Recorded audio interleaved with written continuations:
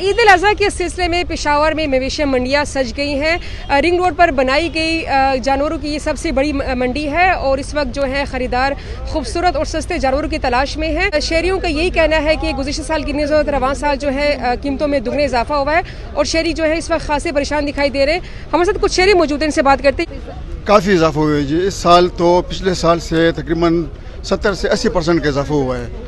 घूम रहे माल जानवर खड़े हैं, लेकिन ख़रीदार की सकत नहीं है कि वो इस बार कुर्बानी का जानवर ख़रीद सके।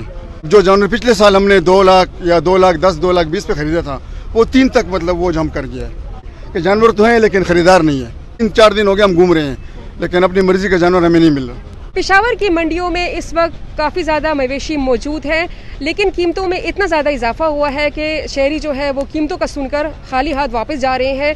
दूसरी जानिब व्यापारियों का ये कहना है कि पंजाब से लाए गए जानवरों और उसके ऊपर आने वाले खर्चात के सबब मवेशियों की कीमतों में इजाफा हुआ है। जी।